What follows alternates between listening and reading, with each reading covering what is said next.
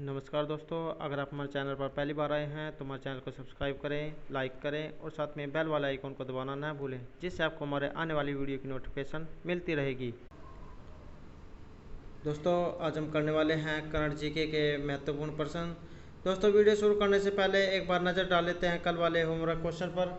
तो कल का जो हमारा क्वेश्चन था कि केंद्र सरकार ने हाल ही में किसे नए वित्त सचिव नियुक्त किया है, तो राइट आंसर था हमारा ऑप्शन सी, अजय भूषण पांडे। तो ये जो अजय भूषण पांडे जी हैं, ये वर्तमान में जो हमारे सचिव है राजकुमार जी, इनका स्थान लेंगे। और अजय भूषण पांडे जी है जो ये आधार जो UIDAI है, unique identification authority of India में जो मुख्य कार्यकारी अधिकारी के रूप में भी कार्य कर चुके हैं और इस पद पर ये 9 साल तक कार्य कर चुके हैं। और वह वित्त मंत्रालय में जो सबसे ज़्यादा अनुभव वाले जो नौकरशाह है उसे ही जो वित्त सचिव के रूप में नियुक्त किया जाता है। तो चलिए अब शुरू करते हैं। हमारा आज का फर्स्ट क्वेश्चन है, विश्व बैंक ने हाल ही में गंगा पुनरुद्धार कार्यक्रम के लिए कितने करोड़ डॉलर की सहायता राशि प्रदान करने की मंजूरी की है। तो ये जो विश्व बैंक है, इसने हाल ही में गंगा के जो पुनरुद्धार के लिए कितने करोड़ डॉलर की सहायता राशि जो मंजूर की है। ऑप्शन हमारे 60 करोड़ डॉलर, 40 करोड़, 70 करोड़ डॉलर या 90 करोड़ डॉलर। राइट आंसर हमारा ऑप्शन बी, 40 करोड़ डॉलर। तो विश्व बैंक ने जो है ये जो राशि जो है जारी करने की मंजूरी दी है। नेक्स्ट है हमारा, किस वरिष्ठ राजनयिक को जनेवा में संयुक्त राष्ट्र और अन्य अंतर्राष्ट्रीय संगठनों के लिए भारत के अगले स्थायी प्रतिनिधि के रूप में नियुक्त किया गया है। तो भारत का जो अगला प्रतिनिधि है ये किन्हें नियुक्त किया गया है। ऑप्शन हमारे इंद्रमणि पांडे, राहुल सचदेवा, निर्मल त्यागी या मनोज पांडे। तो किन्हें जो है नियुक्त किया गया है। राइट आंसर हमारा ऑप्शन ए, इंद्रमणि पांडे। तो इंद्रमणि पांडे जो है ये वरिष्ठ राजनयिक है जिनको जिनेवा में संयुक्त राष्ट्र और अन्य अंतर्राष्ट्रीय संगठनों के लिए भारत का जो अगला स्थायी प्रतिनिधि के रूप में नियुक्त किया है। दोस्तों, अगर आप हमारे चैनल पर पहली बार आए हैं तो हमारे चैनल को सब्सक्राइब कर लें और जो साथ में बेल वाला आइकॉन है उसे दबाना ना भूलें, जिससे जो आपको सबसे पहले हमारे जो वीडियो की नोटिफिकेशन मिल जाएगी। और दोस्तों, अगर आपको क्वेश्चन अच्छे लगते हैं तो एक लाइक ज़रूर कीजिएगा और कमेंट बॉक्स में लिखिएगा कि आपको हमारे क्वेश्चन कैसे लगे हैं और हमारे साथ अंत तक बने रहिएगा। नेक्स्ट है हमारा, हाल ही में भारत के किस युवा अंपायर को ICC के एलिट पैनल में शामिल किया गया है। तो ये कौन सा जो है एलिट पैनल में किन्हें शामिल किया गया है। ऑप्शन हमारे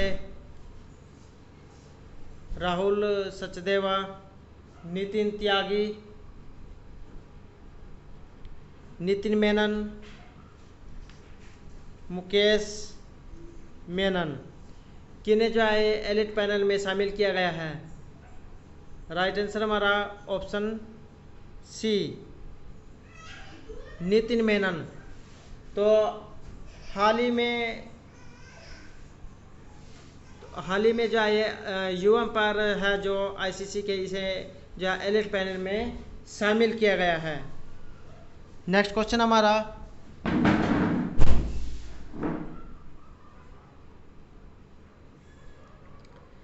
केंद्र सरकार ने हाल ही में किसको अगले 3 साल के लिए फिर से सोलिसिटर जनरल नियुक्त किया है।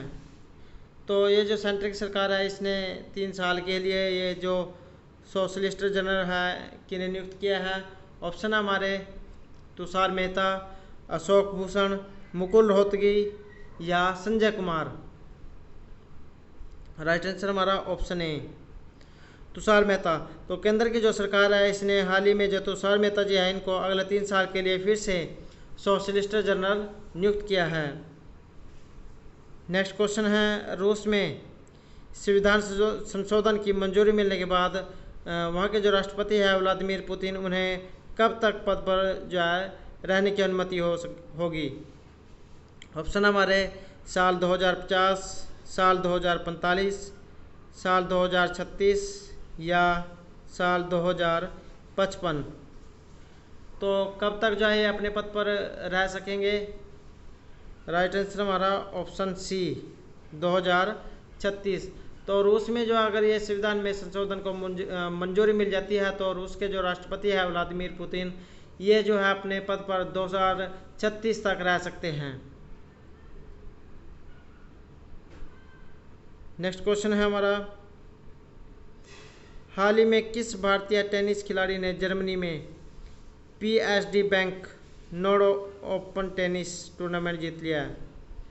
तो ये जो भारतीय टेनिस खिलाड़ी है इसने जर्मनी में ये जो PSG Bank Nord Open tournament जीत लिया है। तो किसके द्वारा ये जो ओपन टूर्नामेंट जो टूर्नामेंट है ये जीता गया है? ऑप्शन है हमारे सोमदेव देवबर्मन, सुमित नागल, महेश भूपति या रोहन बोपन्ना। राइट आंसर हमारा ऑप्शन बी, सुमित नागल। तो सुमित नागल ने जो है ये भारतीय टेनिस खिलाड़ी हैं जिन्हें जर्मनी में PSG बैंक नॉड ओपन जो टेनिस टूर्नामेंट है ये जीत लिया है।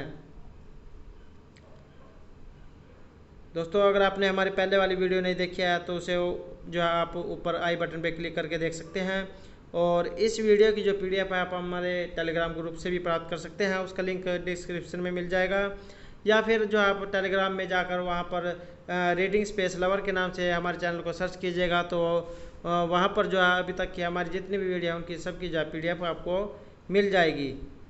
नेक्स्ट है हमारा, निम्न में से किस देश की सरकार ने घाटे और कम उत्पादन के कारण देश के सभी सरकारी जूट मिलों को बंद करने का फैसला किया है?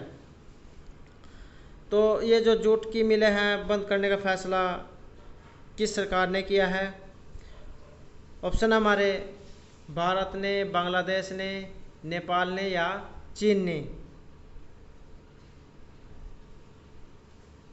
तो किस सरकार ने यह घाटे और कम उत्पादन के कारण ये जो मिलें हैं जूट की इनको बंद करने का फैसला लिया है? तो ये लिया है बांग्लादेश की सरकार ने। राइट आंसर हमारा option B, Bangladesh. Next question हमारा, भारत और भूटान के बीच हाल ही में कितने मेगावाट के खोलोगुचू जेवी हाइड्रोक्लोरिक ये जो हाइड्रो इलेक्ट्रिक प्रोजेक्ट है इसको लेकर समझौते पर हस्ताक्षर हुए हैं? तो किसके बीच जो है यहाँ पर दो क्वेश्चन बनते हैं कि ये जो हस्ताक्षर है किन देशों के बीच हुए हैं? तो भारत और जो भूटान देश है इनके बीच जो ये समझौते हैं इस पर हस्ताक्षर हुए हैं, और कितने मेगावाट के जो है ये जो संयंत्र है कितने मेगावाट का है, और ये जो खोलोगुचू जेवी हाइड्रोलिक प्रोजेक्ट है इसको लेकर जो है समझौते पर जो है हस्ताक्षर हुए हैं। तो कितने मेगावाट है ये? ऑप्शन हमारे 1200 मेगावाट, 600 या 700 मेगावाट। राइट आंसर हमारा ऑप्शन सी, 600 मेगावाट। तो भारत और भूटान के बीच 600 मेगावाट के जो खोलोगुचू जेवी हाइड्रो इलेक्ट्रिक जो प्रोजेक्ट है इसको लेकर जो है समझौते ज्ञापन पर हस्ताक्षर हुए हैं। नेक्स्ट हमारा, केंद्र की जो सरकार है इसने कोविड-19 के गंभीर लक्षणों वाले मरीजों के इलाज के लिए एक किस ड्रग के इस्तेमाल को इजाज़त दे दिया है? तो अब जो ये महामारी चली हुई है कोरोना वायरस के नाम से, तो इसके जो लक्षण हैं इसको देखते हुए कौन सी जो ड्रग है इसके इस्तेमाल को मंजूरी दे दी है? ऑप्शन हमारे कोरोनिल, डेक्सामेथासोन, नेविविवोल या वालसार्टेन। तो किसके इस्तेमाल को मंजूरी दे दी है? राइट आंसर हमारा ऑप्शन बी, डेक्सामेथासोन। तो सेंटर की सरकार ने कोविड-19 के गंभीर लक्षणों वाले मरीजों के इलाज के लिए ये जो दवाई है डेक्सामेथासोन इसके इस्तेमाल को मंजूरी दे दी है। नेक्स्ट हमारा, इंडिया रेटिंग एंड रिसर्च का जो भारतीय अर्थव्यवस्था के चालू वित्त वर्ष 2020-21 में इनमें से कितने प्रतिशत सिकुड़ने का अनुमान है? तो ये जो रिपोर्ट जारी की गई है इंडिया रेटिंग्स एंड रिसर्च का जो भारतीय अर्थव्यवस्था है इसके चालू वित्त वर्ष 2020-21 में जो भारत की जो GDP है इसके कितने प्रतिशत सिकुड़ने का अनुमान लगाया गया है? ऑप्शन हमारे 4.3%, 5.3%, 6.3% या 5.9%। राइट आंसर हमारा ऑप्शन बी, 5.3%। तो ये जो इंडिया रेटिंग एंड रिसर्च है इसके द्वारा भारतीय अर्थव्यवस्था भारत की जो है अर्थव्यवस्था है इसके चालू वित्त वर्ष में 2020-21 में जो 5.3% सिकुड़ने का अनुमान लगाया गया है। हमारा अगला क्वेश्चन है, हाल ही में कौन कॉमन सर्विस सेंटर में भारत की पहली ट्रांसजेंडर ऑपरेटर बनी है? तो कॉमन सर्विस सेंटर में भारत की जो पहली ट्रांसजेंडर ये ऑपरेटर कौन बनी है? ऑप्शन हमारे सोनू सिंह, रेशमा खान, अंजलि धीमरी या जोया खान। तो कौन बनी है? राइट आंसर हमारा ऑप्शन डी, जोया खान। तो जोया खान जो है ये ऐसी पहली ट्रांसजेंडर है जो कॉमन सर्विस सेंटर में ऑपरेटर बनी है। नेक्स्ट है हमारा, किस वरिष्ठ राजनयिक को जेनेवा में संयुक्त राष्ट्र और अन्य अंतर्राष्ट्रीय संगठनों के लिए भारत के अगले स्थायी प्रतिनिधि के रूप में नियुक्त किया गया? तो ये जो वरिष्ठ राजनयिक है जेनेवा में, जिन्हें संयुक्त राष्ट्र और अन्य अंतर्राष्ट्रीय संगठनों के लिए भारत का जो अगला स्थायी प्रतिनिधि नियुक्त किया गया है, तो आपको जो इनका नाम बताना है। ऑप्शन है हमारे इंद्रमणि पांडे, राहुल सचदेवा, निर्मल त्यागी या मनोज पांडे।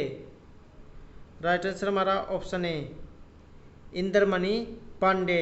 ये जो वरिष्ठ राजनयिक है इनको जेनेवा में संयुक्त राष्ट्र और अन्य अंतर्राष्ट्रीय संगठनों के लिए भारत का जो अगला स्थायी प्रतिनिधि है ये नियुक्त किया गया है। नेक्स्ट है हमारा, केंद्र की सरकार ने हाल ही में कितने महीनों के लिए पूरे नागालैंड को अशांत क्षेत्र घोषित कर दिया है? तो कितने महीने के लिए जो है कितने महीने के लिए नागालैंड को अशांत क्षेत्र घोषित किया गया है और किसने किया है? केंद्र की सरकार ने। तो यहाँ पर क्वेश्चन बनता है कि ये जो केंद्र की सरकार है इसने पूरे नागालैंड को जो है अशांत क्षेत्र कितने महीने के लिए घोषित किया है? ऑप्शन है हमारे 10 महीने, 14 महीने, 3 महीने या 6 महीने। राइट आंसर हमारा ऑप्शन डी, 6 महीने। तो सेंटर की जो सरकार है, केंद्र की जो सरकार है, इसने 6 महीने के लिए जो नागालैंड है इसको अशांत क्षेत्र घोषित कर दिया है। अगला क्वेश्चन हमारा, अर्जेंटीना के किस फुटबॉलर ने हाल ही में एटलेटिका मैड्रिड के खिलाफ अपने कैरियर का 7वां गोल पूरा किया है? तो अर्जेंटीना के ये फुटबॉलर है एटलेटिको मैड्रिड, इनके खिलाफ अपने कैरियर का 7वां गोल किन के द्वारा पूरा किया गया है? ऑप्शन है हमारे Lionel Messi, Sergio Romero, Franco Armani या मार्कोस रोजो। राइट आंसर हमारा ऑप्शन ए, लियोनेल मेसी। तो अर्जेंटीना के ये फुटबॉलर है। दोस्तों एग्ज़ाम में ये भी क्वेश्चन पूछ लिया जाता है कि जो लियोनेल मेसी है ये किस देश के हैं और इनका संबंध किस खेल से है?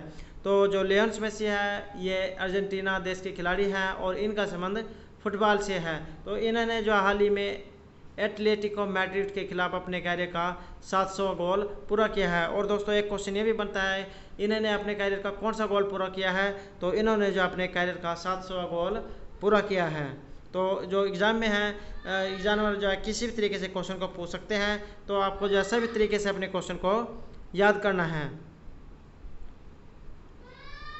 अगला क्वेश्चन हमारा, आईसीसी के अध्यक्ष शशांक मनोहर के पद छोड़ने के बाद इनमें से किसे चुनाव होने तक अंतरिम अध्यक्ष नियुक्त किया गया? तो आईसीसी के जो अध्यक्ष है शशांक मनोहर, अगर ये अपने पद छोड़ते हैं तो इनके बाद में किसे जो है चुनाव होने तक अंतरिम अध्यक्ष नियुक्त किया गया है?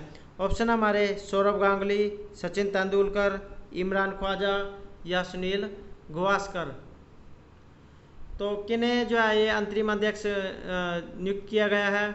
ऑप्शन हमारे सौरव गांगुली, सचिन तेंदुलकर, इमरान ख्वाजा या सुनील गावस्कर। राइट आंसर हमारा ऑप्शन सी, इमरान ख्वाजा। तो ये जो इमरान ख्वाजा हैं इनको जो है आईसीसी के अध्यक्ष शशांक मनोहर के पद छोड़ने के बाद जो है अगले चुनाव होने तक जो अंतरिम अध्यक्ष नियुक्त किया गया है। नेक्स्ट है हमारा, हाल ही में किस संस्था ने भारत के 6 राज्यों में शिक्षा में सुधार हेतु लगभग 3700 करोड़ रुपए के ऋण की मंजूरी प्रदान किया?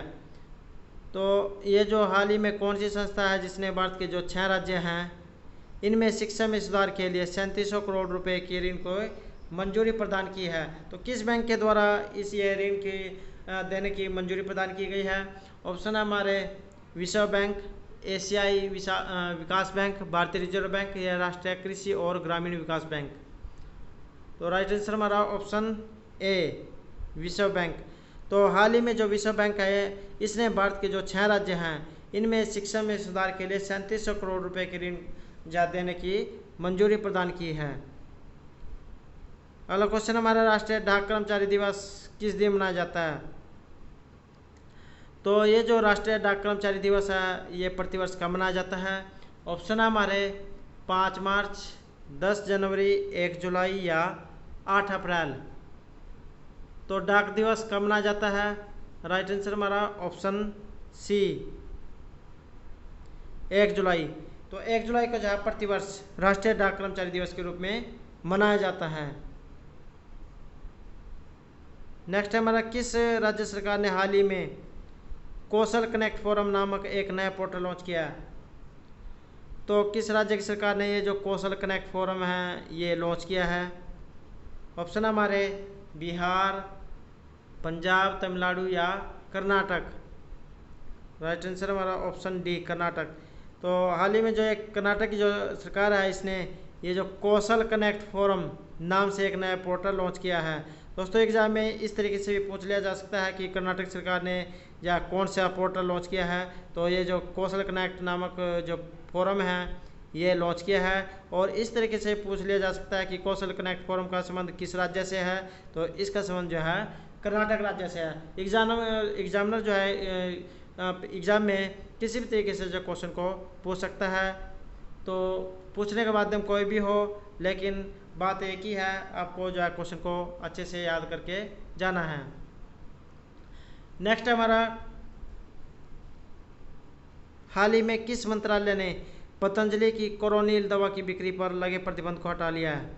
तो अब जो ये मुद्दा चला हुआ था जिसमें पतंजलि ने जो है कोरोना वायरस की दवा जो है बनाने का दावा किया था, तो उसके ऊपर जो है रोक भी लगा दी गई थी। लेकिन अब जो है किस मंत्रालय जो है इस रोक को जो हटा लिया गया है? तो किस मंत्रालय ने इसको मंजूरी दी है? ऑप्शन हमारे आयुष मंत्रालय, गृह मंत्रालय, मानव संसाधन मंत्रालय या रसायन एवं उर्वरक मंत्रालय। तो राइट आंसर हमारा ऑप्शन ए आयुष मंत्रालय। तो हाल ही में जो आयुष मंत्रालय है इसने पतंजलि की जो कोरोनिल दवा है इसकी बिक्री पर लगे प्रतिबंध को हटा लिया है। तो रामदेव जी हैं इन्होंने ये कोरोनिल नाम से जो है एक दवाई तैयार की है जिसके द्वारा जो है कोरोना वायरस को रोका जा सकता है। उस पर जो प्रतिबंध लगाया गया था उसको आयुष मंत्रालय ने वापस ले लिया है। अगला क्वेश्चन हमारा, इंडियन ऑयल कॉरपोरेशन लिमिटेड के अध्यक्ष का पदभार हाल ही में किसने संभाल लिया है? तो ये जो आईओसी है इंडियन ऑयल कॉरपोरेशन लिमिटेड, इसका जो अध्यक्ष का पदभार किसने संभाला है? ऑप्शन हमारे श्रीकांत माधव वैद्य, राहुल प्रसाद, अनिल सचदेवा, अनमोल सिन्हा। तो इंडियन ऑयल कॉरपोरेशन का जो अध्यक्ष का पदभार है किनके द्वारा संभाला गया है? राइट आंसर हमारा ऑप्शन ए श्रीकांत माधव वैद्य के द्वारा। तो दोस्तों ये थे हमारे आज के करंट जीके के महत्वपूर्ण क्वेश्चन। और दोस्तों एक क्वेश्चन होमवर्क आपके लिए। तो भारत सरकार ने विश्व बैंक समूह के साथ तमिलनाडु में कितने परियोजनाओं के लिए समझौते पर हस्ताक्षर किए हैं? ऑप्शन हमारे 4, 7, 8 या 2। तो दोस्तों अगर आपको हमारे क्वेश्चन अच्छे लगे हों तो एक लाइक ज़रूर कीजिएगा और कमेंट बॉक्स में लिखिएगा कि आपको हमारे क्वेश्चन कैसे लगे हैं। और इस क्वेश्चन का जो आंसर है आपको कमेंट बॉक्स में देना है और इसके बारे में जो हम डिस्कस नेक्स्ट वीडियो में करेंगे। तो दोस्तों हमारे साथ अंत तक बने रहने के लिए धन्यवाद।